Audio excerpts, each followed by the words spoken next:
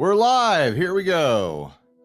Might as well play some intro music. This isn't really the podcast, but you know, whatever.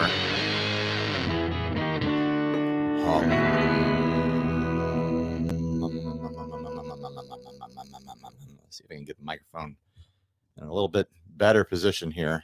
Maybe not. What am I doing? I'm off to a rough start.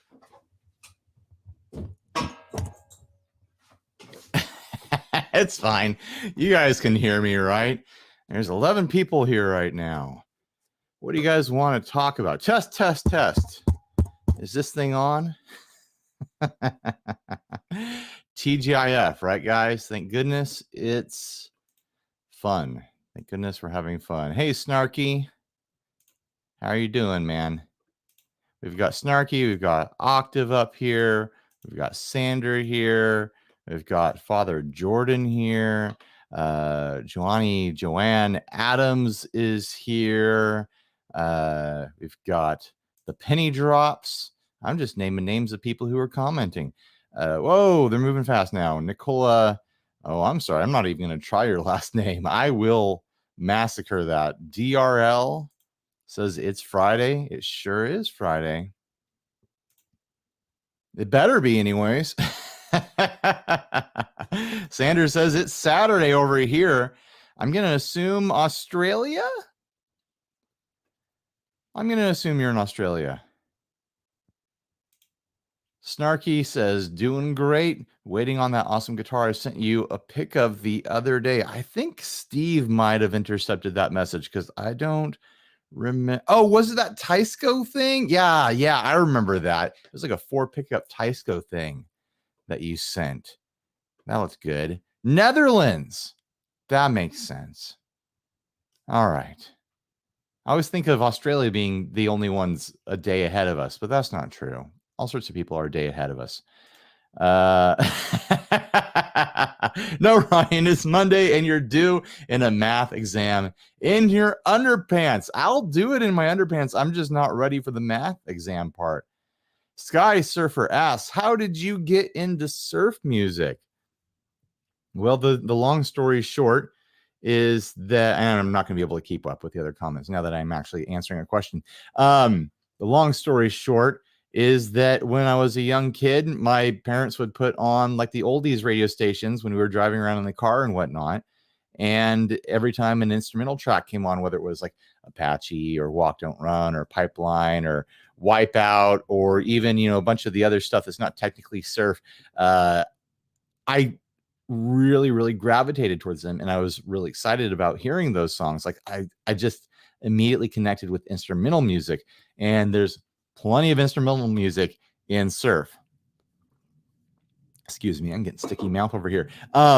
So when I started playing guitar, it was like the first thing that I wanted to learn how to play was like Walk Don't Run and songs like that and Pipeline. And then, you know, as a teen, I got into playing punk shows and things like that, and through college. And then as I got older, I was like, you know what? I really like surf. My next band, I'm going to put together a surf band. And I kind of went all in on that from there. All right, let's see if there's other comments that I can attend to. Other questions? Snarky says, yep, that's the one. Feel free to put it up and show the folks. It's an awesome guitar. I don't know if I can get it here on my screen here. It's in Instagram right now. Yeah, I'll have to preset something up to make that happen in the future, maybe on a podcast episode or something like that. Copel wants me to play something from Weezer's second album. I'm not a Weezer fan. I mean, I don't dislike Weezer, but I've never spent any time learning their songs. I used to know the Sweater song. Maybe I can grab a guitar and see if I can do that right now. Whoa. Almost had a fall there. Thank you, by the way, Copel, for your pranky super chat there. I do have a bottle of very cheap tequila here. So in honor of your super chat, I'm going to take a fraction of a shot. It's not a small fraction. It's most of a shot, but I'm not going to do the full thing. I do still have to spend the rest of my day being awake. So I can't go too crazy. Cheers, Copel. Senorita Tequila. The cheapest bottle at Bevmo. All right. Sweater song. Do I remember this?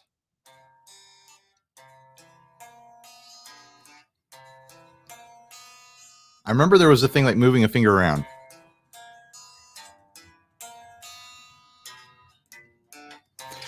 I'm almost there, but I'm not going to spend the time trying to figure it out right now. I should have brought that stand closer.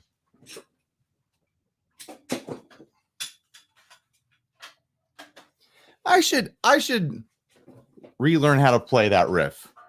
It was a riff that I played a lot when I was learning guitar. Tim asks, have you played an Electro Harmonix MiG 50? I have not. At least I don't think I have. If I did, it was by accident. Oh, man. Pranked him good. That's right. You guys got me. Every time you guys super chat, it feels like a little bit of a prank. Oh, interesting question. The penny drops. I've got a Gibson Rainbow SG Zoot suit. Is it a future collectible or horrible forever? If you think it's horrible now, then you shouldn't hold on to it. As far as being a future collectible, I think it's one of the more interesting Gibsons to come out of that time period when they were doing all the kind of like wild finishes and weird concepts and stuff like that. I think it's going to be more collectible than like the reverse V and things like that. I think it'll have a fair amount of collectability, but I think it'll keep up with inflation and its core value. I could be totally wrong. I don't ever see it becoming like some historically important guitar or anything like that, unless someone famous grabs one and, makes it into something notable. But if you like it, don't get rid of it. If you don't like it, I don't know if I could see a reason to store it just for, speculative investment sake. You know what I mean? All right. Got another super chat here. Super chat for more shots. This is going to get dangerous, guys. I will cut myself off at some point and just say super chats don't buy shots anymore, because I'm a responsible adult. I do responsible adult things, and it's Friday night, which means I stay up with my son and watch whatever YouTube videos he wants to watch. That's our thing every Friday night. All right, here we go. Cheers, Nicola. I appreciate your super chat. Really not a bad tequila. Well, it's a bad tequila, but it's not bad. Like, it's fun to drink. It has a nice, like, sweet flavor to it. Okay. What other questions? Snarky is playing at home. Here we go. Alex asks an interesting question. Are stainless steel frets worth it? This is a very interesting question. I kind of look at stainless steel frets the same way I look at locking tuners. Yeah, they have a benefit. Yeah, it's technically a premium option. But as soon as like kind of the lower mid-tier and budget options started realizing like, oh, locking tuners are seen as a premium option, now we can like make everyone think that our guitars are worth more than they are by throwing locking tuners on them. It kind of disrupted the whole thing. Like, locking tuners are fine. They're cool. They give you, they give you convenience when you change your strings. Like, people think they will give you better tuning stability. I'm not convinced of that. It is possible, I suppose.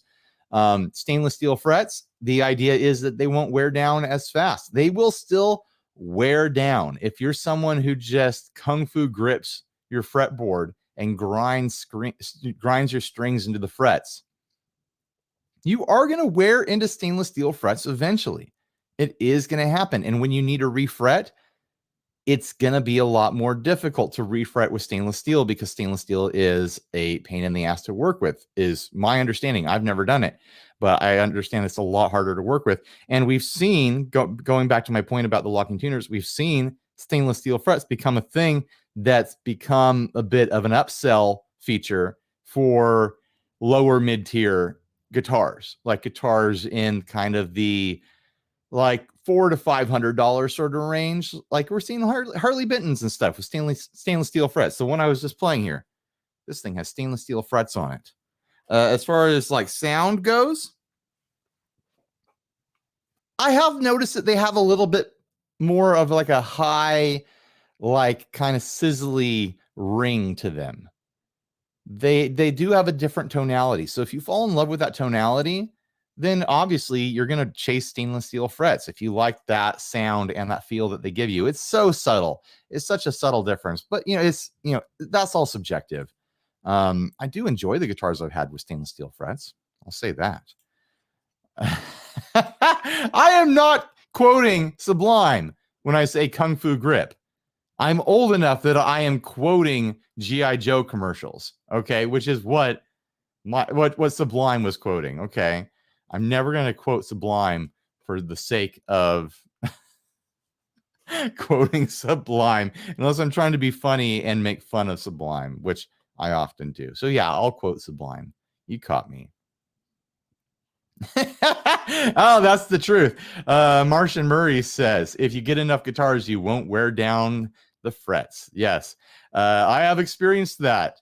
The first electric guitars that I owned, the first guitars that I owned, acoustic included, I wore down the frets because I had 2 or 3 guitars for 10 years and I played them often and I wore little divots into the fret. Not so much that they weren't playable anymore, but if those had remained my only guitars for the next, decade and a half of my life, then I would have needed a refret on those guitars for sure. Oh my gosh.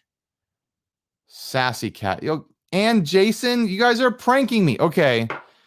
I am going to be messed up at the end of this video. Sassy super chatted $20. I'm going to do all the way to the top of the little edge here for that. And then Jason Welch super chatted as well. You know what? I'll add it in there.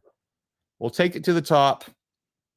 I don't know how many more of these I can do, guys, because like I said, I do have to exist the rest of the day. It's only 3 o'clock in the afternoon here. And it's my fault for bringing out the bottle. But thank you, guys. Thanks for the hilarious pranks causing me to be inebriated on live video.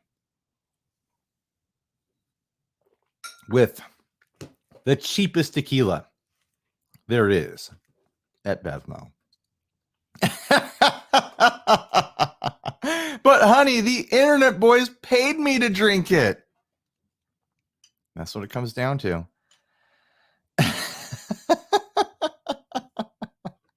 Oh my gosh. Okay. $1.99. I'm going to take a little break after this one. I'll do a $1.99 shot here. There we go. A little sip. And then I'm going to have to take a break, guys. I'm not going to do drinks for every super chat past this point. My wife is in the comments. If the internet boys paid you to jump off a cliff, it depends on the cliff, doesn't it? And is someone filming? Will it get a lot of views? I don't know. Cheers, everyone. All right, no more shots off of super chats. I'll if I change my mind after my body catches up to those, I'll let you guys know. When are you going to let Henry have his own episode? Are you saying like just put him in front of the camera and see what he does? Like I'm not there, like he does his own thing. I don't know. I guess when he's interested in playing guitar, he has interest in being on the YouTube videos. I'll say that.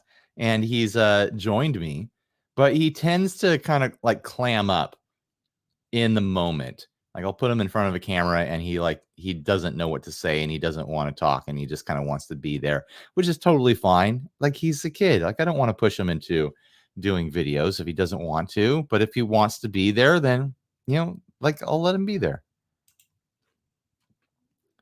Switch to a lighter liqueur, something in the 20% range, twice as many shots. I mean, there's a good point. Octavup super chatted £2, said check out the local cliffs.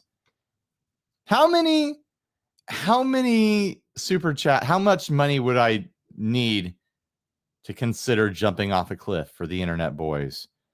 Maybe he'll talk about the Aquabats. I should talk about the Aquabats, honey. Yesterday, my wife and the kids and I. Oh, you're saying that Henry will talk about the Aquabats. I see what you're saying.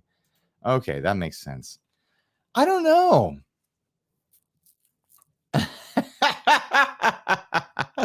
Oh my God. I wouldn't throw. My wife says, oh, dare Ryan to drink a hard kombucha, watch him throw up. I don't think I'd throw up from drinking kombucha. I just don't enjoy them. I'm not a kombucha boy. I just don't like. I don't like the smell of them. I don't like the taste of them. I'm not gonna throw. It's not like would be drinking mayonnaise or something like that. So, anyways, Aquabats. The Aquabats held they had a free show in a public park up in Irvine yesterday, which is a bit of a drive for us. It was about an hour, 40-minute drive. But we decided to do it because the kids had never been to an Aquabats show. I don't think Lauren had ever been to an Aquabats show either. So yeah, we made the drive and it just turned out beautifully perfect. Just the timing was perfect. We skipped like all the rush hour traffic getting up there pretty much clearly. And we got at the park like 45 minutes before they started playing, and we had a long walk, and it was beautiful out in this park in kind of the countryside on the back end of Irvine, Orange County area. And it was a ton of fun. The Aquabats put on a great show. My kids were immediately so excited and so happy to be there. And I held Henry on my shoulders for about an hour and a half during most of the show. We were swapping back and forth. Sometimes I had Edith, sometimes Lauren had Henry. But for most of it, I was holding Henry on my shoulders. And boy, am I sore today. Like this, honestly, might just be this live video in the bottle of tequila might be my excuse to self-meditate my sore, aching neck and shoulders today, because I am in a lot of pain today. That's what I get, though. And it was totally worth it. It was totally worth it to give my kids, a core memory. Henry's 8, Edith is coming up on 4. They're definitely going to remember this for most of their life. And they, on the ride home, they couldn't stop talking about it. They were smiling the whole time, the entire show. It was a total blast. And then this morning I wake up and they're all, the kids are still talking about it. They're still talking about the show and saying that they want to go to another show. So it was a success. It was a major success. Edith pulled one of the ukuleles off the wall in the living room and started playing around with it today. So I wonder if she's thinking about learning to play music now that she's seen, a concert that was obviously like a perfect concert for kids to see. Just the energy of it and the cartoony nature of it, and the fact that they already watched the Aquabats Super Show, so they were already familiar with a lot of it. It was just perfect. It was just perfect. My wife says self-meditate, and then Shantytron says self-meditation is real. Did meditation come up as a thing? I don't know. Oh, Lauren says it was her first Aquabats show. I couldn't remember if I dragged her to one before. And that's how you get your kids wanting to play guitars. Exactly. You expose them to music, and if they want to play guitar or any other instrument, like if my kids wanted to play bass, keyboards, drums, flute, saxophone, whatever, like I'm going to be there to support it. Is that what happened? Lorna's saying I tried to say self-medicate, but I said self-meditate. All right. When it comes to tequila, I'll self-meditate on some tequila. Dinosaur goes for the next birthday party. Oh man, we're so out of practice. The guys and I haven't played in years now. I would love to play Dinosaur Ghost again, though. Maybe that's something that I need to start thinking about making happen again, is doing another Aquabat show. Interesting. Snarky took his daughter to see Steve Miller as her first show, and she still talks about it. I could see Steve Miller being a really fun show.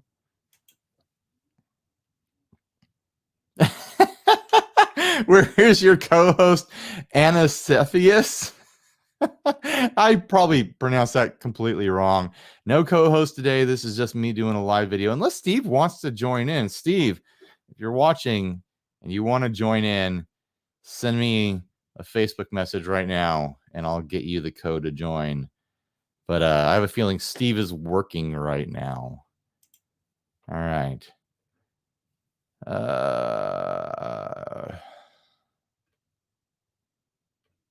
My son's first concert was Paul McCartney in May. That's a heck of a first concert. Did he like it? How old is your son? And did he like seeing Paul McCartney? What was that like? The thing is, like, I like the Aquabats, but I also recognize I love the Aquabats. I also recognize, like, that's a perfect kid band for kids to go see and enjoy. Like, I can't imagine taking my kids to music that I enjoy that I wouldn't necessarily classify as kid music at this point, you know. But yeah, maybe Henry would be cool with it, but Edith definitely would not hang with that. Vinny Play says, would you recommend a Squier Jazzmaster or Jaguar? That's a big question. Are you open to short scale guitars? Do you own any other short scale guitars? If you do, then a Jaguar can be a lot of fun. It's brighter, it's more hollow and twangy sounding. A Jazzmaster has more of a rich, thick, like thud to it. And it has that, 25.5-inch scale, where the Jaguar has, is it a 24-inch even scale? I think it's 24 inches even. So it's a bit of a jump to get used to a Jaguar because it feels very different. It takes heavy strings well. I mean, both of them take heavy strings well, but a Jaguar especially, it wants heavier strings. So those are really the big questions. Do you prefer a darker, thuddier sound, or do you prefer a brighter, twangier, hollower sound? Are you down with a short scale, or do you prefer a more traditional scale? Those are the differences. Otherwise, similar body shape, not exactly the same. Similar controls, not exactly the same. But yeah, pretty similar in a lot of ways. So yeah, those two elements there, that's what you need to figure out for yourself. Oh, geez. Where did it go? Flying V or Explorer? Man, there are ergonomic issues with both of them. Both of them have that long wing that fly up and interact with your elbow in what I think is an inconvenient, uncomfortable sort of way.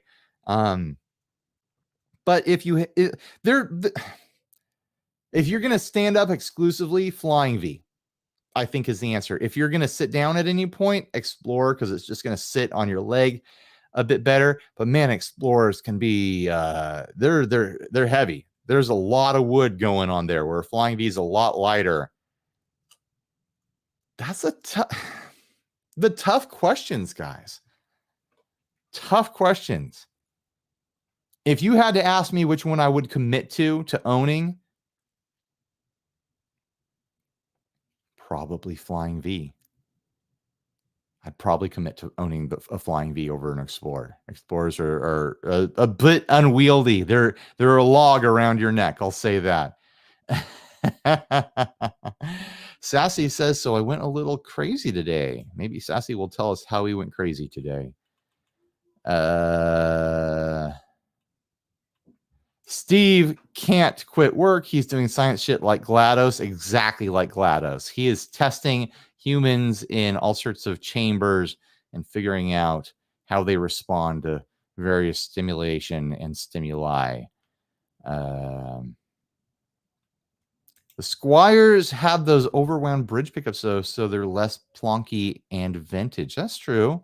But I think generally you could still make that comparison between, if you're comparing a Jazzmaster that is a Squier and a Jaguar that's a Squier. Melissa is in the chat. Hey, Melissa, that is Steve's wife. Melissa can't quit his job. We have a mortgage now. Yeah, things are critical now.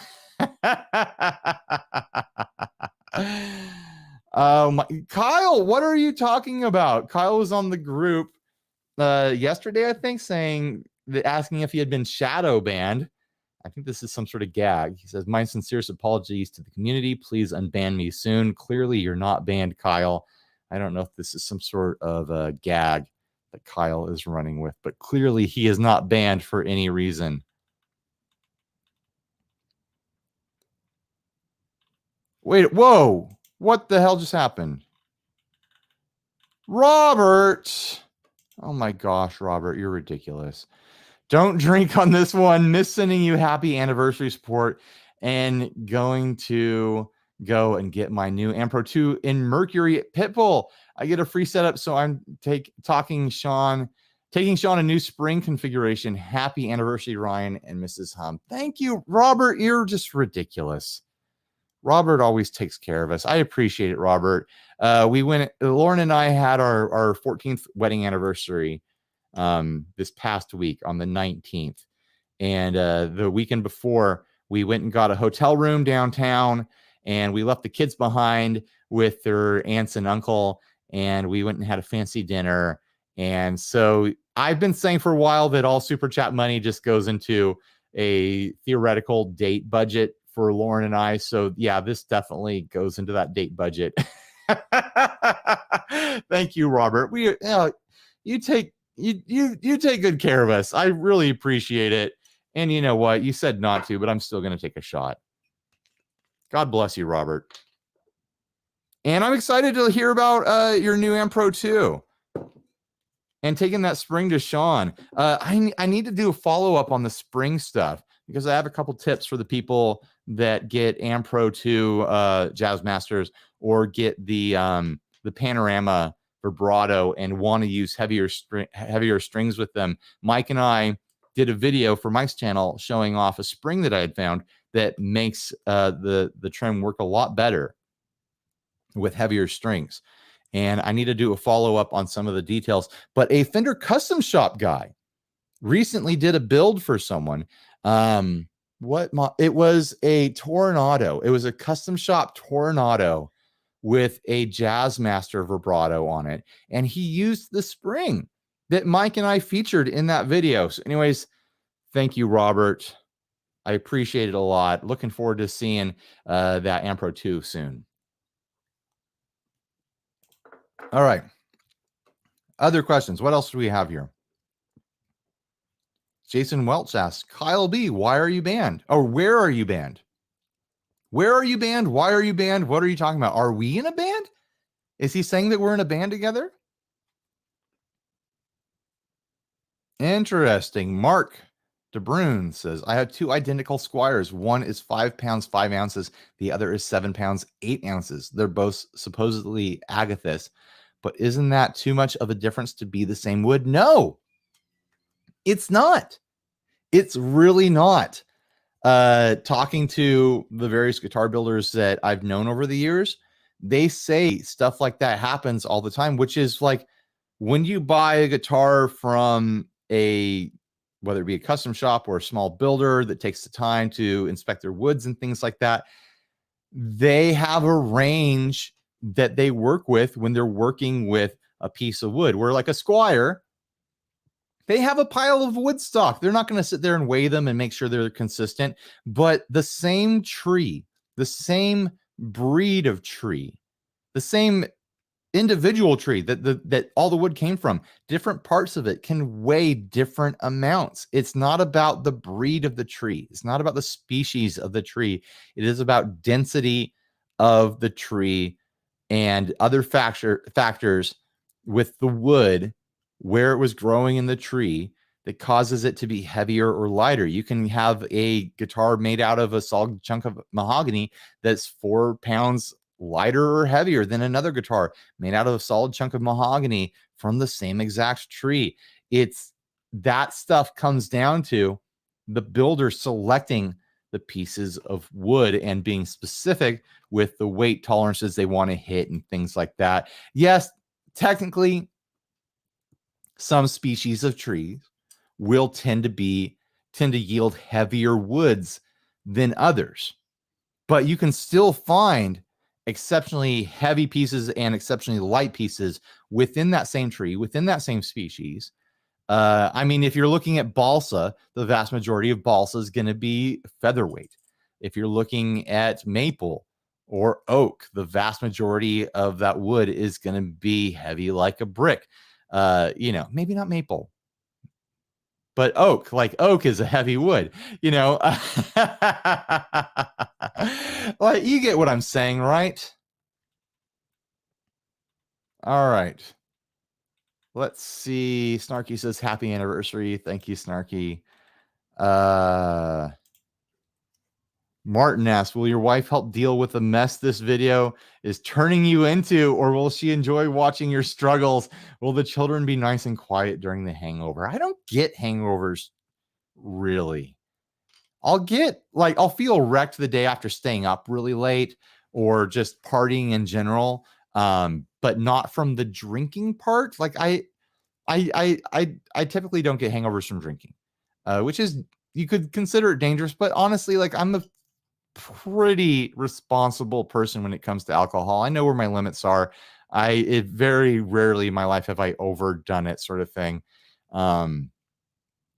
Even now, like I think I'm cut off now. I'm going to wait like 10 or 15 minutes and see how I'm feeling before I do another shot. I might not. And tonight, I've got the kids tonight. So when this is done, I'm probably going to order pizzas and we're just going to hang out and watch videos and movies tonight and stuff like that. So I'm going to be fine.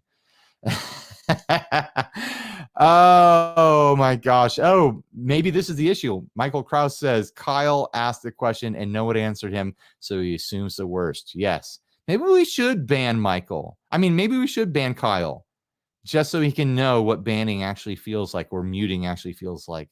Give him that old shadow ban that apparently I'm capable of doling out. Lauren says, y'all keeping us married with these date nights. Oh, they do help. They help a lot. Oh man, all kids are different, but we have the type of kids that when they're awake, they demand constant attention from us.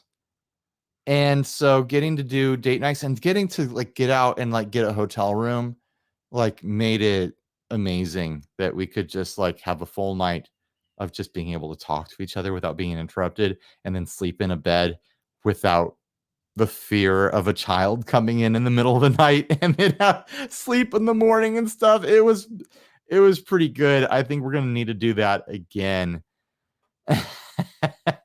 Mark asks, hi, Lauren, are you checking on how hard Ryan is working? Lauren knows that I finished editing the podcast around noon today, and I've just been sitting around for like 2 hours, like hanging out with the kids and like debating, do I edit the video that I shot or do I do a live video? I kind of don't feel like working too hard today. And then I had this whole struggle with my hair, trying to figure it out, and I need to get a haircut, and I finally decided I'll just do a live video. Let's hang out and have fun. I don't feel like editing today. So she knows that I'm working an appropriate amount for how I feel, being sore and achy from holding, my 50, 60 pound 8-year-old on my shoulders for an hour and a half yesterday. All right. Do we have any other questions here?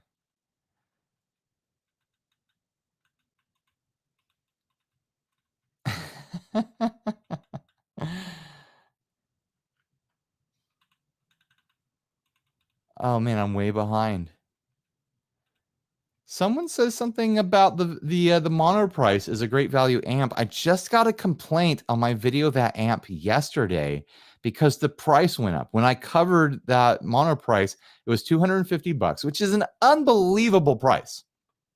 Unbelievable for a tube amp that comes with a 12-inch speaker, and it's got a lot of features to it. And it went up to $359 or something like that. And the commenter was complaining that YouTubers caused it to go up in price, and I don't think that's it at all. I think the price was too low to begin with. It was ridiculous to begin with. It's a rebadged Laney. I forget the model that it was, but it's a rebadged Laney. I think all the shipping issues and tube shortage issues might have affected that price. I think just inflation in general might have affected it. I think various things catching up with, part sourcing with import builders and stuff like that caught up with it. I mean, it's still a great deal at under $400. It's still a great amp at under $400. So I don't know. I probably need to do a follow-up video on that and ask the question, is this still worth it at that price point? Yeah, Michael Krause says that he agrees with me. All trees are different, even if they're the same species. That's true. Tim C says, I love my Katana 100. Very helpful if you're trying to do more than one sound, especially with the Tone Studio. Yeah, I keep going back to my Katana. I was playing with it yesterday. It's a great amp for me, for my purposes, just to keep it next to my desk when I'm trying out a guitar or I'm just noodling while I'm editing and stuff like that. I keep it next to my desk. It's like, do I want a clean sound? Here's a clean sound. It sounds great. I want a high gain sound. Here's a high gain sound. It sounds awesome. I can dial in a delay or various like effects on it and stuff like it really, really quickly. Save presets if I want to. For like, I don't think I'll ever stop recommending that amp as like a perfect beginner's amp. Like you're starting to learn guitar, you want an amplifier that you can grow into. You can absolutely gig with a Katana 50, let alone the 100. You can start a band with that amplifier. You can learn to play guitar with that amplifier. If you need a convenient solid state / digital amp and you're already established, it's a great amplifier. If you're expecting it to sound like your favorite tube amp, you'll probably be disappointed because it sounds like itself. It just sounds like itself. But it gives you a wide variety of stuff to work with. And I think it sounds good across all the options that it gives you. Heartwood versus Sapwood? I don't even know. I've never owned a guitar that... Oh, that's the different... Okay, those are the different portions of the tree, right? Let me look that up real quick. I thought you were talking about a species of wood. Heartwood. I'm Googling right now. Versus sapwood. Let's see what we've got here. Sapwood is the outer light-colored portion of a tree trunk through which the water passes from the roots to the leaves and in which excess food is often stored. Heartwood is the central core of the trunk. In most woods, the heartwood can be distinguished from the sapwood by its darker color. So there you go. I don't know. I assume you're saying that there's different weights because of that, but I think you get different weights across all the heartwood versus all the sapwood. Demonic Machines is here. Hey, Lucky. I'm assuming you're Lucky. I know that you have other people on your team over there, but Lucky is the main guy. I just did the demo yesterday of various I have them on the apps behind me right now, of various demonic machines effects, and there's some fun ones in there, so go watch that video if you haven't already. Octave Up asks, what is this, a lumber podcast? It's not even a podcast, it's just a live video. Jason Welch says, it is hard to go wrong with the Katana. They are awesome amps at the price point, like $250, $300 or whatever they are now. Yeah, they are the PV Bandit of this generation. They are. Like the PV Bandit was an excellent first amp or transition amp for anyone getting into guitar that needed to eventually play with other musicians and have enough volume, but also have an affordable amp that gave you a lot of tonal range and stuff like that. That's what the Katana is. It's doing it. All right. I need to scroll. I'm way behind. Okay, I'm going to scroll all the way to the bottom. Oh my gosh, I've missed super chats because I'm so far behind. Sassy Cat said, bought a Tele Strat and a new amp. Also bought a new Twang King pickup. Nice. Oh, he was replying to me asking, because he said he bought some stuff or he got some new stuff in. So Tele, a Strat, and a new amp. I wonder what amp he bought. If I scroll far enough, maybe I'll see. Oh my gosh. Guys, I've been missing all these super chats. I'm so far behind on the comments.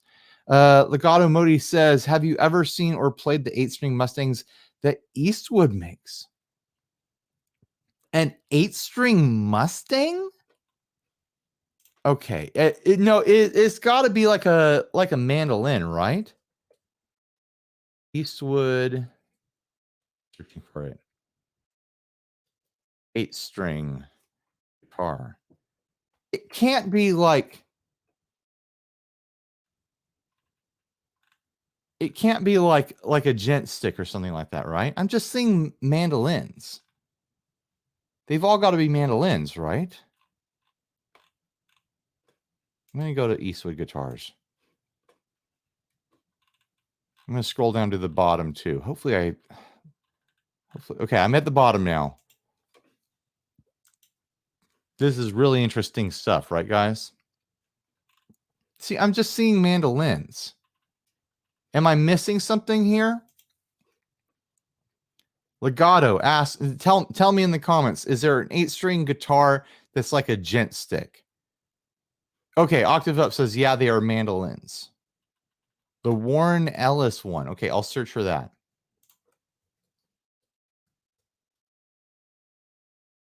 Eastwood Warren Ellis. What do we have here? Oh, that's the one that's it's like a tenor, right?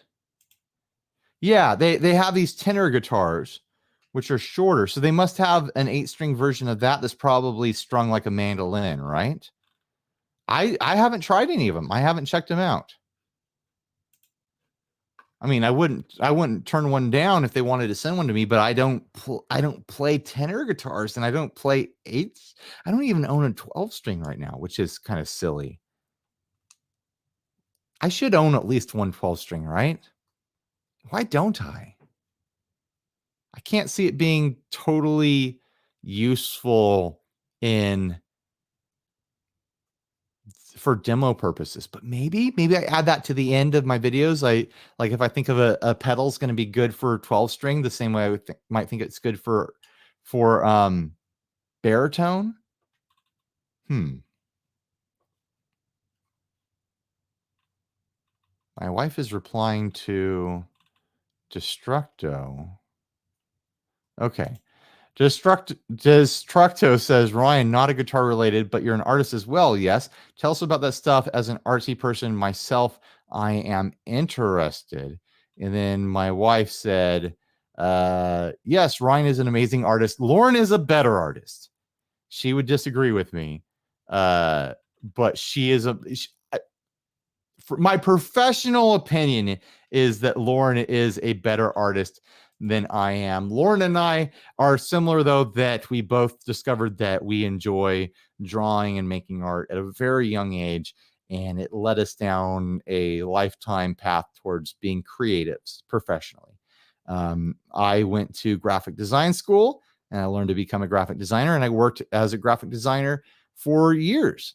I have a bachelor's degree in graphic design, and I bought my house with graphic design money, and then I just ended up falling into doing guitar YouTube stuff. I could always go back to being a graphic designer. When our kids become more manageable, Lauren is going to go back to being, a self-employed freelance graphic designer. She picks up some clients here and there, but she used to work a lot more before we had kids. Kids really make the whole thing interesting. I'll say that. But yeah, I don't want to sound like I'm being down on myself, but I am a completely capable and talented artist / graphic designer. I've done some painting and stuff for my own entertainment, which means that I don't approach it from a professional level and I just accept what I make, sort of thing. But I've done very professional things as a graphic artist / illustrator slash designer.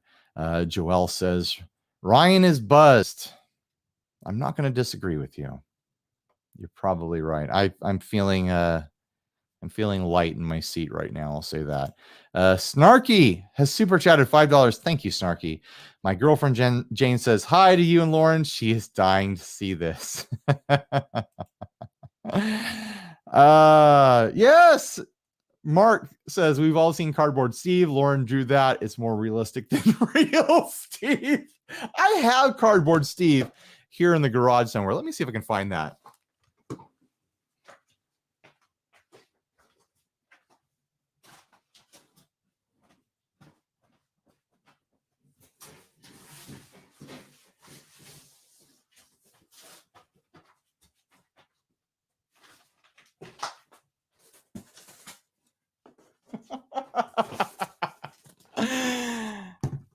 I don't know why I'm even wearing headphones for this. Like, I'm not listening to anything other than my own voice. But here's Cardboard Steve. Lauren drew this for when we went into pandemic mode, and we put a t-shirt on him. And we did a couple podcast episodes with this sitting next to me with a shirt on while Steve called into the show before we figured out, kind of video conferencing and whatnot. But yeah, this is just something that Lauren did real quick. She's like, oh, I'll just draw Steve on cardboard. Sassy asks, how much for that? Oh, we have thought about auctioning it off. Maybe someday we'll do that. Yes, peak COVID era 60 cycle hum.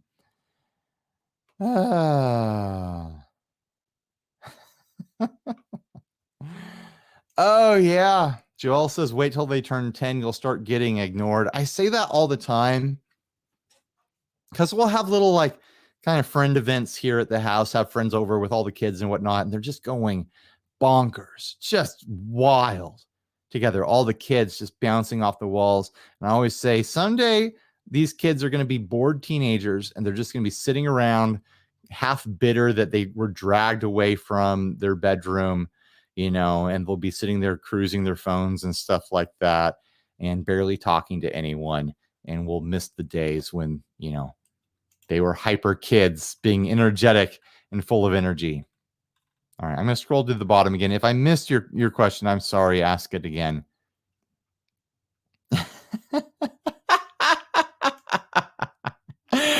Lauren says, I'm not drawing Steve's body. That's why he is naked. All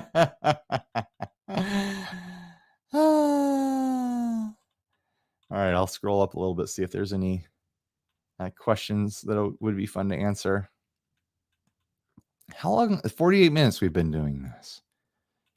What kind of pizzas should I get for the kids tonight? I'm thinking about picking up Little Caesars or having it delivered. At this point, I'm not picking it up.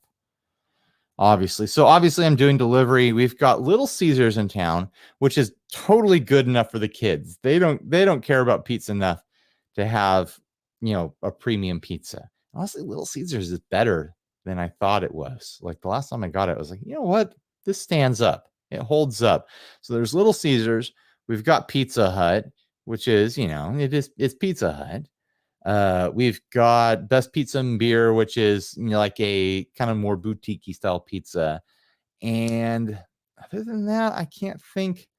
We've got Lucadia Pizzeria, which is kind of fancy.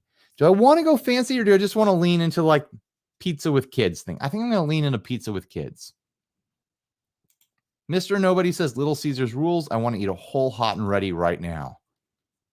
Just a whole pizza by yourself. I used to do that. I miss those days. Papa John's, no. Papa John's is like, here's the thing. They get me with the peppers.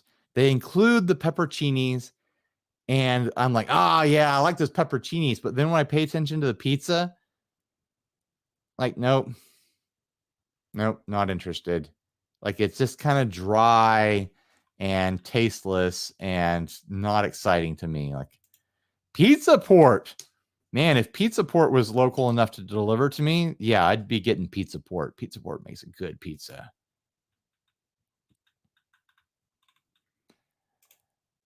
Stony Run says, I'm seeing so many smart instruments, yet it's very tough to get kids to stop looking at screens long enough to create anything. Here's the thing. Not every kid ended up a musician.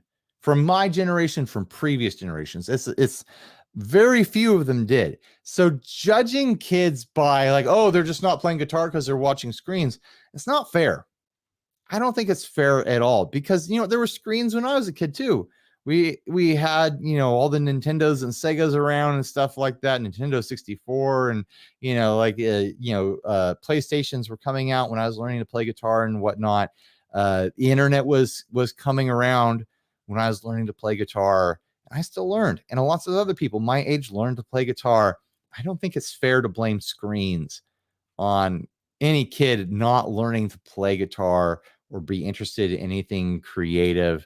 They might be using their screen devices to do creative work, and it just doesn't register to us as creative because it's not instruments, you know. So I don't really jive with that sort of argument. As far as smart instruments go, maybe those are a way to get people interested in guitar or to add, you know, value to various musical instruments and things like that. Like I've got that Moore guitar that has the built-in stuff, the GTRS system. And there's something to be said about that. There's a validity to that software and to that technology. But I think most people who are going to play guitar are going to end up with a dumb guitar that doesn't have an app involved, that doesn't have software involved, because they just want to play the guitar. You know, maybe other parts of their rigs will have smart, you know, devices included and whatnot. But yeah, I don't think it's the issue that a lot of people think it is. Michael Cross asks, Surf Rider, do they still exist? Are we talking pizza places still, or is that like a surf shop? I'm not sure. Surf Rider. I think you're talking about the surf shop. I think they still do exist.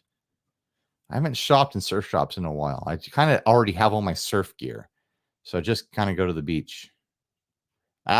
Lauren coming in hot with a Papa John's take. Papa John's crust tastes and feels like cement. You know, maybe I should do a 60 cycle yum. Get a pizza from the major delivery chains. Papa John's, Pizza Hut, Domino's, Little Caesars. Get a pizza from each and then do a shootout. I'm not going to do it tonight because I am not in the mood, but that could be a fun idea. Papa John's is the Squier bullet of pizzas. That would be true if Squier bullets came with pepperoncinis. I'd probably like Squier bullets a lot more if they came with pepperoncinis, although I do like that Squier bullet Mustang. But it is, you know, it is, you know, Papa John's is like, it is still pizza. Even the worst pizza is still pizza, and I'll still eat it. Like if I go to a party and there's Papa John's, I'm gonna eat it. I'm gonna eat the same amount of slices I would eat of any other pizza. Like, let's be honest, it's still pizza. All right, I gotta scroll through a bunch of comments here. Still showing me a notification, probably because it's for $100. Still showing me a notification for Robert's super chat. Oh, whoa. Ian is in the comments. Oh, that was a while ago. Sorry, Ian. Ian is Eagle Bones Falcon Hawk from the Aquabats guys, and here he is in the live chat. The only reason that I knew about the concert that happened yesterday because he was in the live chat from the last live video that I did, and I mentioned that we missed one of their shows that they did locally, and he was like, "Oh, we have another one coming up, and it's free in a park." So that's the only reason that we were able to go yesterday, because I knew about it from Ian telling me directly in a live video. I talked about it earlier in this video, Ian. Amazing show. Amazing show. We had an excellent time. The kids are still talking about it. My 3.5-year-old was so cute. about the whole thing. She was just excited out of her mind the entire show. And then at the end of it, we got to go, talk to Ian and go talk to a few other Aquabats. And Ian came up to us and we were talking to him. And Edith was like excited and talking. And then Ian asked her what her favorite episode of the Super Show was. And she like completely clammed up and she was so excited. I could tell. I know when my kid is excited. She was so excited. She started like shaking a little bit. Like she was quivering and she didn't know how to answer the question because an Aquabat was asking her what her favorite episode was. And she just completely clammed up. And I could tell she was a little bit overwhelmed. So kind of ducked out of the conversation and took her aside. And she whispered in my ear after that. She's like, I want to meet more Aquabats. Like she was extremely excited, but I think also overwhelmed. So I took her around and she got to do high fives with the Bat Commander and with Crash and with Jimmy, not Jimmy, Ricky. And we missed Jimmy somehow. And on the ride home, she like started telling us all her favorite episodes and reciting everything about the episodes that she remembers and things like that. And she came up with this whole thing where she was like, she wants to invite Jimmy the robot to our house and she wants to dress up like Crash McLarson for Halloween. Oh my gosh. Edith is full-blown in love with the Aquabats right now. And, Henry was there too. Henry had an awesome time.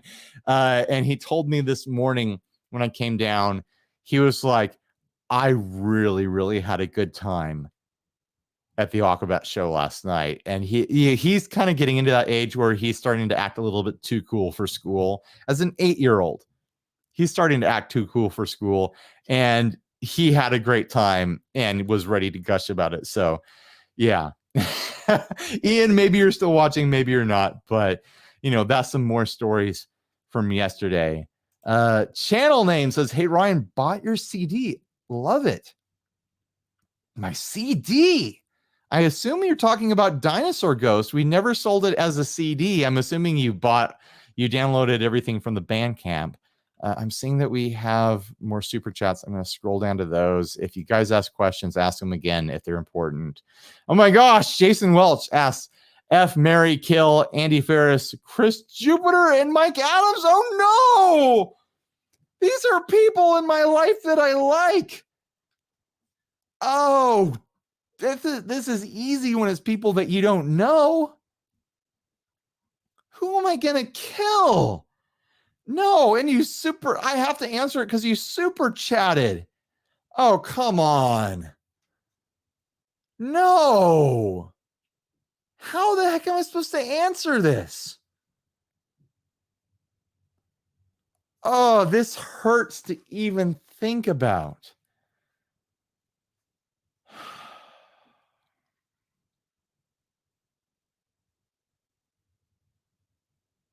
I'd probably marry Mike Adams. And then I would leave Chris Jupiter alone. And then I would F and then kill Andy. Just to see the look in his eye as that progression of things goes down. Sorry, Andy. He's asleep right now. I was chatting with him like half an hour before going live. And I was like, hey, I'm about to go live if you want to. He's like, no, I'm in bed right now. I'm about to fall asleep. Oh my gosh. Skooma plug asks, I'll super chat my question. Lol, any experience with the Spark Mini yet? And or any plans to have one on?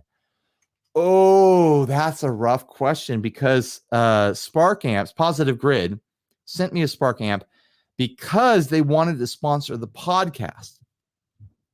And I said to them, I'm not comfortable doing a sponsorship for a product that I don't have experience with. Could you send me the Spark Amp and you can pay my unboxing fee for a demo and I'll decide after that if I want to promote your product with episode sponsorship, which honestly, they might, who knows what budget they had. They might have still been sponsoring the podcast to this day, which would have, landed money in my pocket and Steve's money. And honestly, like, podcast sponsorships are the lowest effort thing that we do around here that makes us money. So like, it would have taken us no effort to just take a sponsorship and do it every week and put money in our pockets. But I tried the Spark and I was not excited about it. And I did not like it. I thought the software didn't have enough of what I would need. It was very limited in the reverb department. I'll say that. I thought the sound of the unit left a lot to be desired. Very interesting controls on it. It's more like you're tuning the EQ on a stereo than a guitar amp. It doesn't respond with the EQ the way a guitar amp does it. It responds like you're tuning the EQ on a Bluetooth speaker or something like that. And that's honestly kind of my across the board review of it, is that it sounds like a Bluetooth speaker, which is what it is. And a lot of people love the Spark amp. There's a lot of people who have been angry at me because I didn't like the Spark amp, but I just couldn't get behind it. And I did the video. I sent it to Spark. They paid my demo fee. So good on them, even though I said that I didn't like it in the video. But I just don't feel like I can promote that product. I don't feel like I can sign off on it. So that's how I feel about it. So of course they haven't hit me up to demo or promote the Spark Mini because they know where I stand on it. Sassy chat, super chatted again, $2 off to dinner. Have a safe weekend, everyone. Thank you, Sassy. Sassy is awesome, and he's been a member of the community here forever. Ian says awesome. I'm assuming replying to everything I said earlier. My kids are begging to go back to an Aquabats show, and I have the feeling that they think all shows are like Aquabats shows now, with giant inflatable pizza slices flying everywhere and giant inflatable sharks and just the costuming and the fun and all of that. And the last time I went to a concert, Henry was really, really bummed out. He's like, "Can I go?" And I'm like, "No, because I'm going to a bar and they don't let kids in." And it was a show that he would not have enjoyed at all. But I have a feeling my kids think all shows are like Aquabat shows now. So I'm gonna have to sneak out every time I go to a concert now. On the Henry rating scale, how was the concert? Oh, Henry had an amazing time. He had an amazing time. But we all had an amazing time. We were all drenched with sweat at the end of it, and we were all just in agreement that it was completely worth the drive, like an hour and 45 minutes each way, completely worth it in every way. So yeah, my family is an Aquabats family, to say that. All right, I'm going to scroll down. Oh my gosh, you guys with your super chats, you keep pranking me. Sync Alpha says, if you had to recommend a unique guitar with a wiggle stick under $1,000? Under $1,000. There are so many guitars under $1,000. How do I choose? Under 1,000 guitars, under $1,000, and it has to be unique. Wow. What do I even say to that?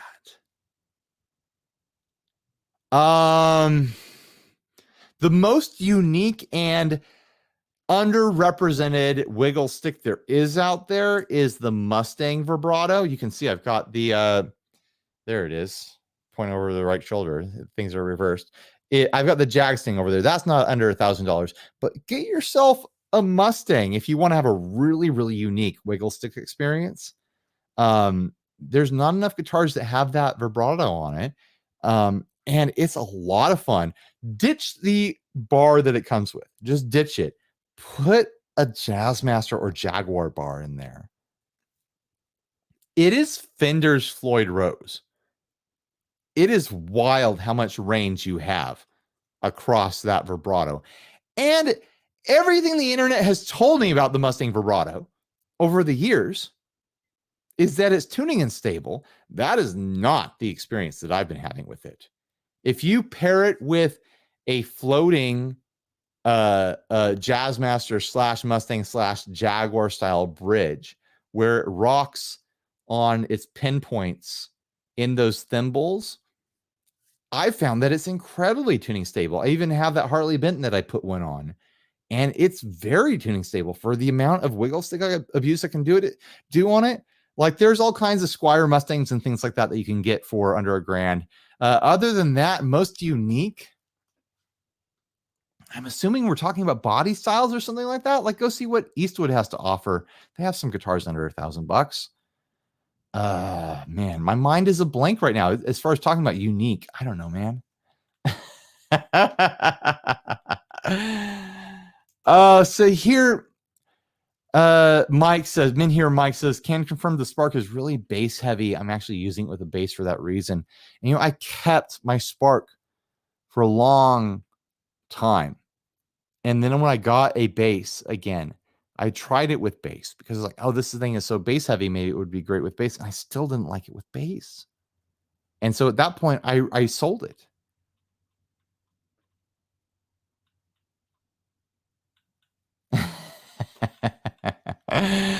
Oh man, Lauren replied to Michael Henry. Henry's rating scale would be the most excited, throwing himself against your body and making an obnoxious pterodactyl sound. Yeah, he was that excited. His least excited is, why are we here? Can I go home and play Minecraft? I'm going to scroll down again. There's so many comments that I've missed, and I'm so sorry. Another super chat, but I'm at the bottom here. All right. Do you have a favorite signature guitar? Signature meaning, like an artist model that has someone's name attached to it. I think the Kurt Cobain Jag back here. I'm in love with that guitar. I love playing it. I absolutely love playing it. It's a ton of fun. I thought like, oh, because I play this in more of a surfy style, maybe I should put something other than a humbucker in the bridge. No, it's got this really fun, trashy, garage rocky sound to it. I love the feel of it. I love the look of it. I paid my own money, real money, to have it refinished in a finish that I love. That's how much I love the Jag Stang. So I don't think of it as Kurt Cobain's guitar at this point. I think of it as my guitar because I connect with it so deeply. It's short scale. It's twangy. It's got a wild wiggle stick. It's a fun shape. I've got a great finish on it now. It does the out of phase thing for extra wild and weird sounds. The Jag Stang is great. After that, a guitar I would love to have is the St. Vincent Ernie Ball. Any version of it, honestly. I think that's a really fun shape, and I think it's a really fun guitar. You know what? If I'm going to have a St. Vincent, I think I'm going to get the more expensive version. It has that Ernie Ball axis profile neck to it, which I really, really like. And the cheaper version, the Sterling version, has a much more common, kind of like reminds me of a made in Mexico Fender shaped neck to it. And I would much rather have that axis shaped feeling neck, that smaller toothpicky kind of neck. I really like that style of neck from Ernie Ball. So if I'm going to get a St. Vincent, I'm going to get that, Copel asks, anyone know where Sassy went for Din Din? This, Copel, you and your $5 pranks. I'm going to need to add up all the money that you've pranked me with over the course of a year and just accept that, like, you are probably the most active Patreon supporter that this channel has ever had. But let's figure out where Sassy went for dinner. We were talking about pizza, and I think that made him hungry for pizza. So he's going for pizza. Of the 4 major delivery chains, Pizza Hut, Little Caesars, Papa John's, and Domino's, where do we think Sassy went? I think I think Sassy went to Domino's.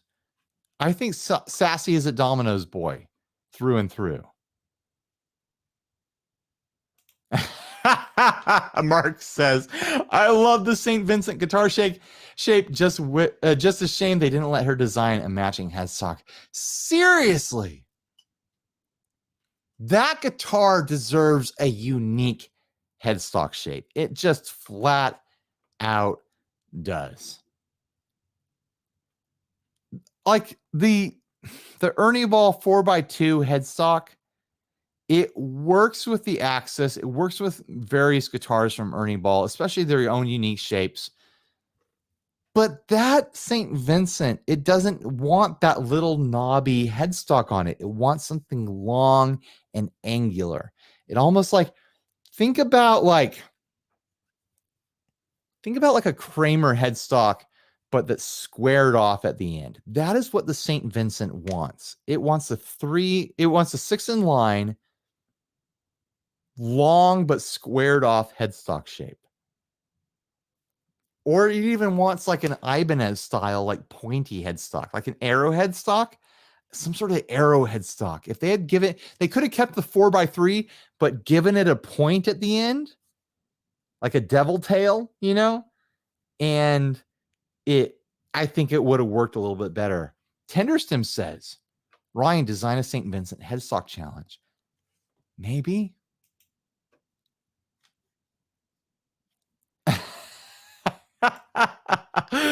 Lauren says, Sassy said he is giving you doses of his inheritance money in super chats.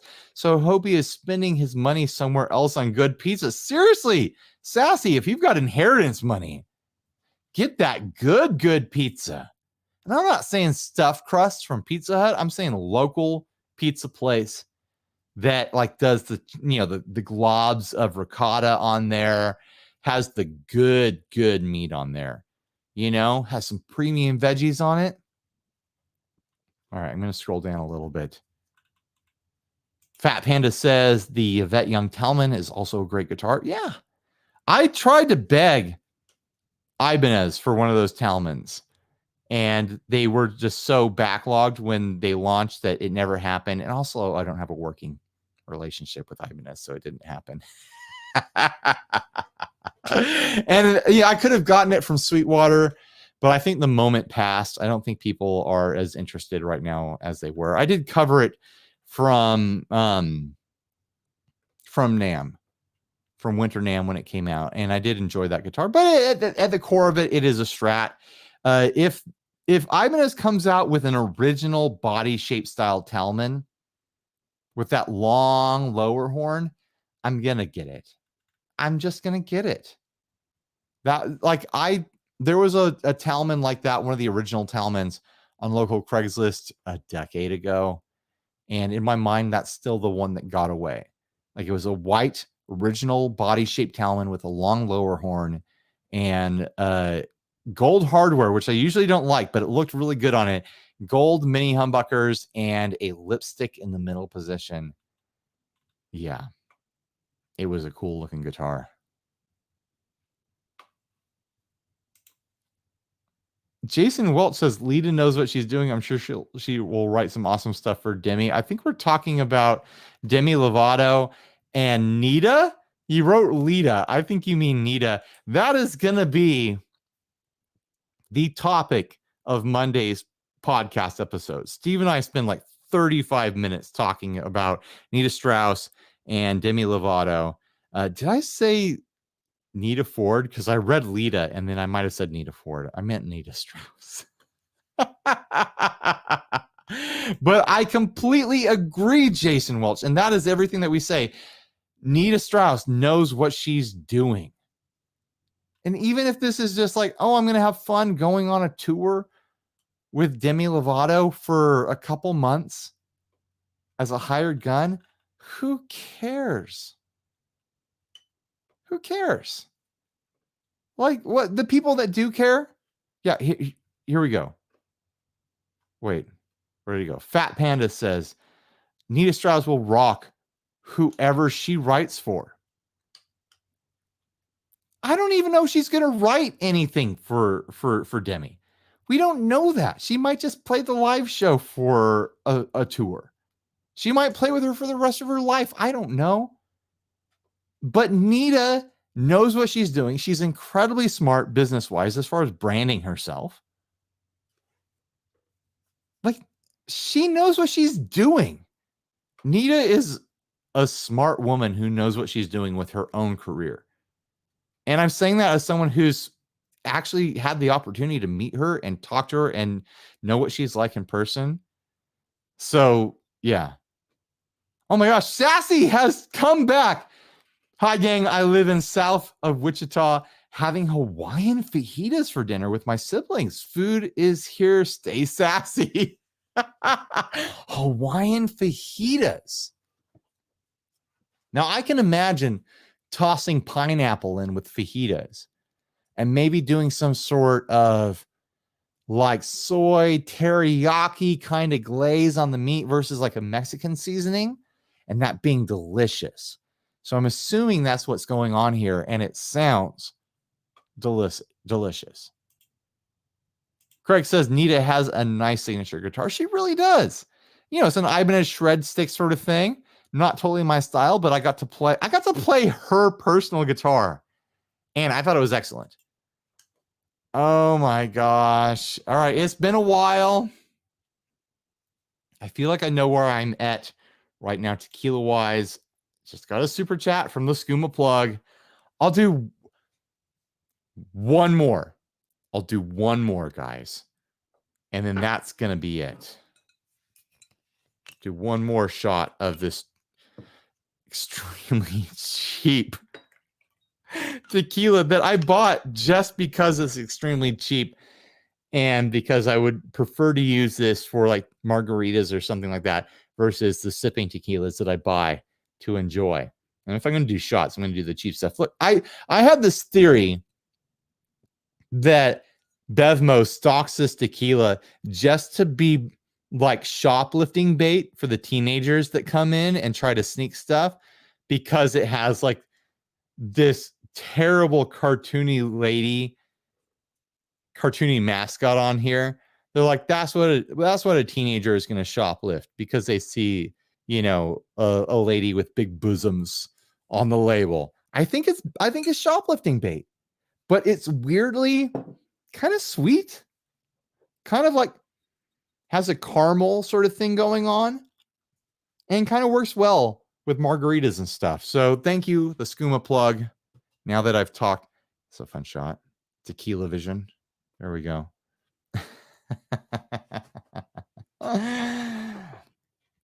Thank you for your super chat. All the money that gets super chatted to me, I keep it in a mental folder. Like, that's just date money for me and Lauren to go out.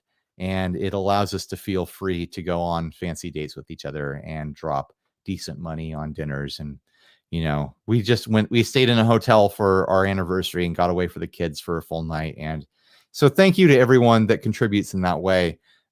It means a lot to us, and it means a lot to me. And, you know, I feel a little bit embarrassed, honestly, every time people super chat, because I'm like, I'm happy to be here. I'm happy to hang out. I'm happy to make the content that I make, and I make other money making that content. And I just really appreciate that people, you know, they want to participate, and they want to contribute to what me and Steve does, and what both our families, you know, support in an immediate monetary way. I really appreciate it, guys. I honestly get a little bit emotional when I think about it. So thank you to everyone that supports us. All right, I'm going to scroll back to the bottom.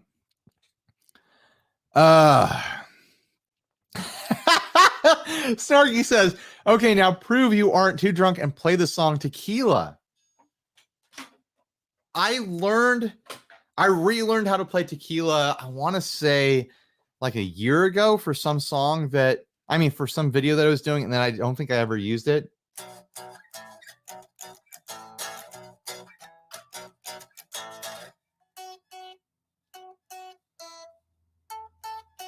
I don't remember how to play the lead, but there's definitely dun dun dun dun dun dun dun dun dun dun dun dun dun dun.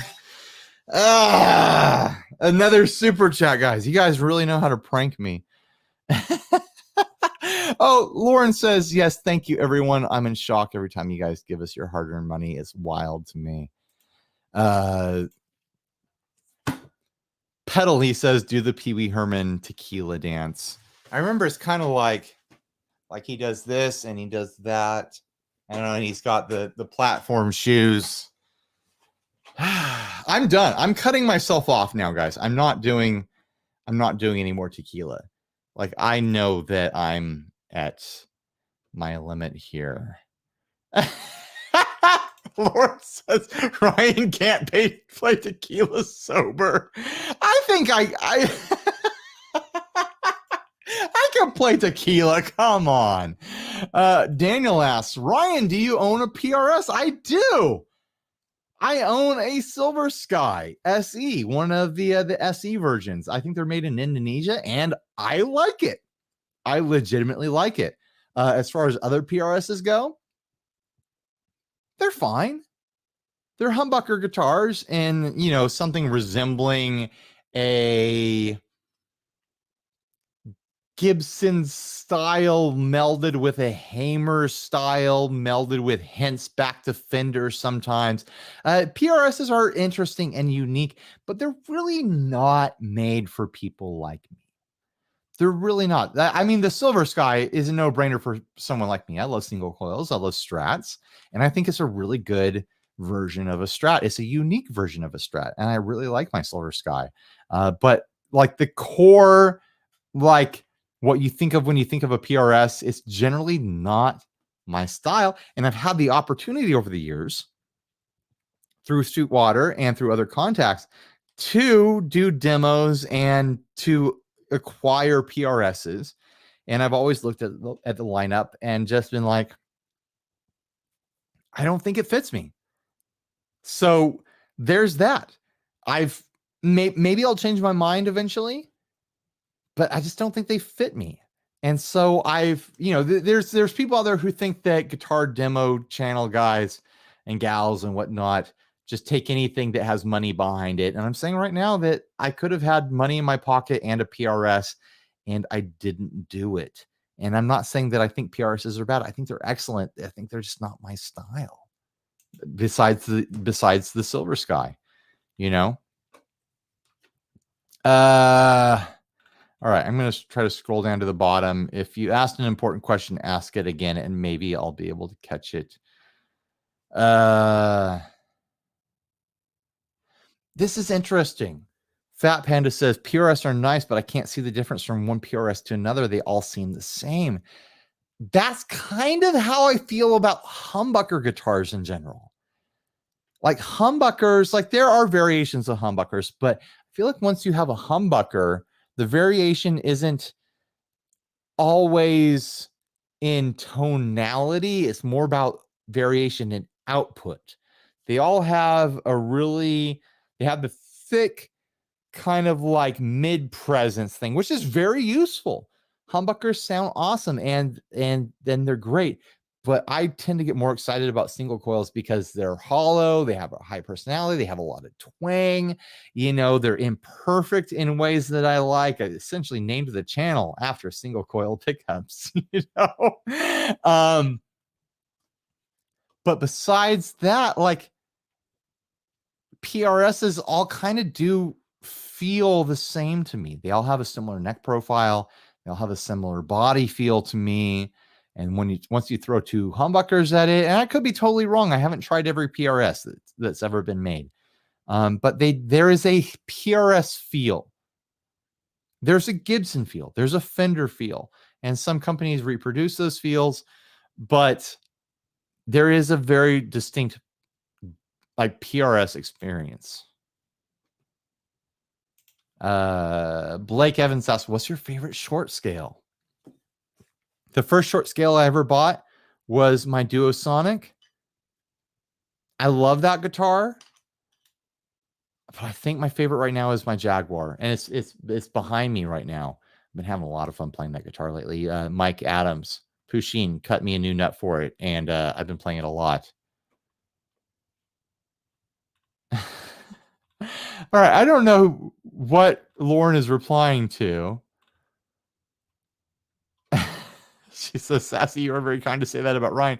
I agree, though. Sometimes I tell him I married him for his butt, which is not I don't have a lot of butt. I don't have a lot of butt, guys. Let's see what Sassy said. I'll scroll up here. Lauren Burke, he's a good man. I got him his own tagline when we parted ways, and he gave me a hug, a truly decent human being that I'm proud to call a friend. Steve as well. Thank you, Snarky. Oh my gosh. All right, I'm going to scroll to the bottom. I'm sorry if I missed your comment. I need to wrap this up here pretty quick because I need to order that pizza for the kids and relieve Lauren so that she can get ready to go do what she's going to go do tonight. She's going to go have some fun with friends that she very much deserves. Joe says, I love this YouTube channel. The vibrations here are very good. God bless you all. Thank you, Joe. You know what? This whole thing wouldn't be sustainable if it wasn't a sincere community. And I really mean that. Like, I could never be, you know, a YouTuber that just shows up and makes videos about, or not about, but like YouTube videos that are meant to be just like clickbait that drive millions of views or whatever. Like, I'm trying to think of examples that won't necessarily call out specific creators. But you know what I mean, like videos that are purely meant to just grab views, and I wouldn't enjoy making them. I want to make sure that I'm always making videos that I enjoy making, that the core audience will enjoy watching. You know, sometimes I fail at that, but I'm here to make a living making videos that I enjoy making. And part of that is that the vibes are going to be sincere. It's that I'm going to be, you know, the person that I am, that I'm not going to try to pretend to be, you know, some sort of, you know, professional guitar studio player that needs to be taken seriously and things like that. Like, we're all here to be people who have fun with guitars, and that's who I am. I just want to have fun with guitars. I don't need to show off. None of you need to show off. None of us need to be anything other than what we want to be. And I think that is kind of the core element of this channel, is that this is fun. It's called playing guitar. Let's play. Let's have fun. This doesn't need to be serious. It doesn't need to be, you know, some sort of professional discussion about what is and isn't the best, or what is and isn't professional. We're all here to have fun. It's our hobby. Even the people who do this professionally, talk to professional musicians, and it's their hobby as well. It's what they do for fun when they're not doing it for their work too. And I think that cultural element is really the thing that has made this an attractive thing for me to pour my time into and turn into, you know, my living. And I'm greatly appreciative that everyone else is along for the ride and supportive of the fact that I can do all this. Oh, Big Gear Pedals is in the chat. This is very Jim Henson, and I like it. Are you calling me a Muppet right now? I would make a great Muppet. I already look like a Muppet. Oh, I keep Fat Panda. You make good comments. I'm going to keep putting them on the screen. That's how it works, guys. I love this channel, and the newer channels are following suit with the vibe. Working Class Music and Get Offset, Guitar Geek, etc. all have great channels. Some of the older channels, not so much.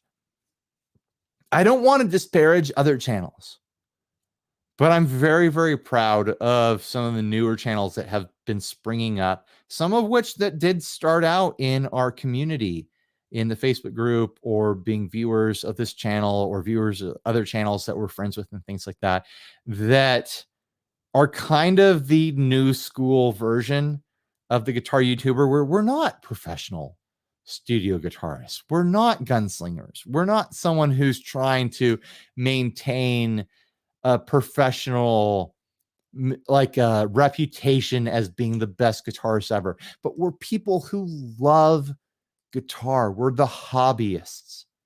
We're the people who love collecting the gear. We represent the hobbyists out there that are purchasing all this stuff. If every guitar brand like relied on the Slashes of the world buying guitars to stay in business, they would go out of business because there's not enough rock stars to make it happen.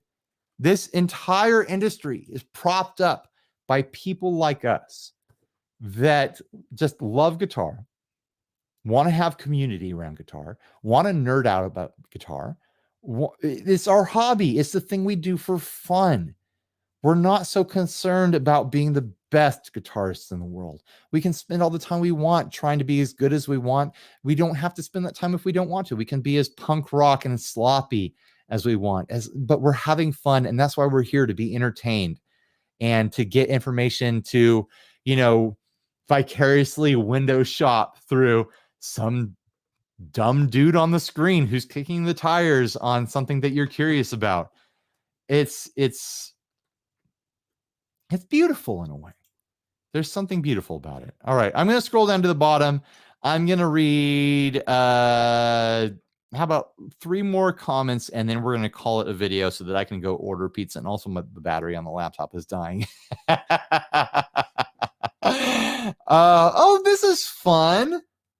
Derek B says, discovered your channel after seeing you on the Know Your Gear podcast. I've really enjoyed going through your video catalog. Keep doing what you're doing. Phil and I have both said to each other that we don't think our channels have crossover. And since we've said that, we both said it on our own channels, people have piped up and be like, what are you guys talking about? I watch both of you all the time. I think Phil and I just look at us and think like, we're very different people. We make very different content. So clearly maybe our audiences are different. But maybe that's not true. I mean, I like Phil. I love Phil as a person. Lauren is walking in the room. Maybe she wants to come say hi. Hi. You guys are great. Aw, kiss on camera. Phil is awesome, and I love Phil, and I highly value Phil. And it was interesting. We did that live video with him at Gear Festival where we jumped in, and there was a couple people in the comments that did not like that at all. They were very upset that Steve and I were there with Phil, dividing his attention in between us and his commenters, which I understand. But it is nice to hear from someone who appreciates both channels. So thank you for that.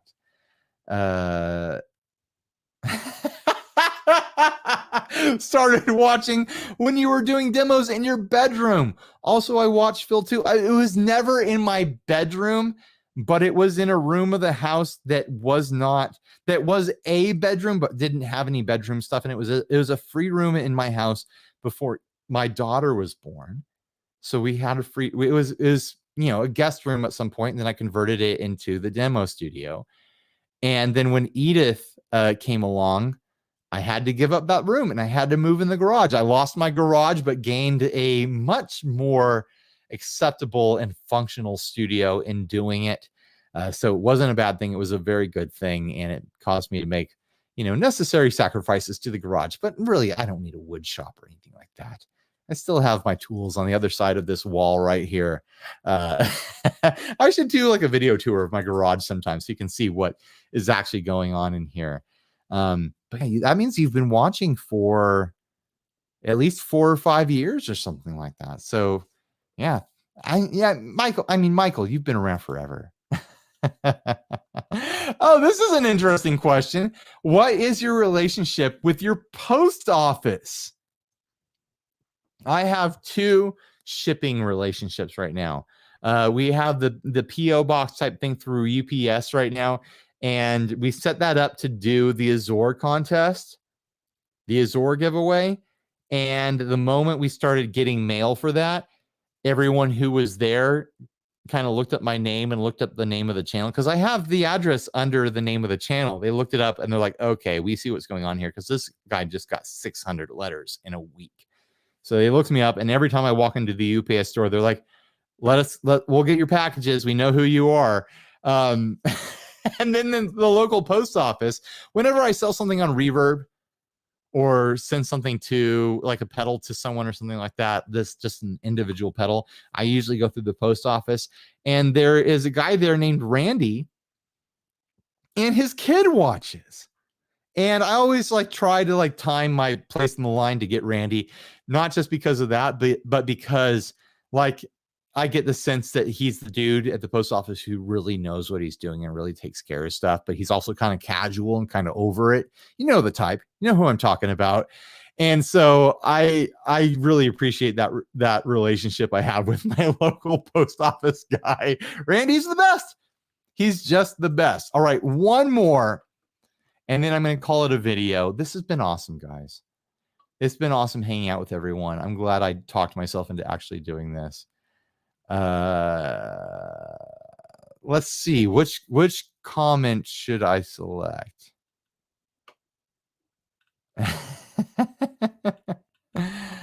Oh, okay. All right, I'll end with this.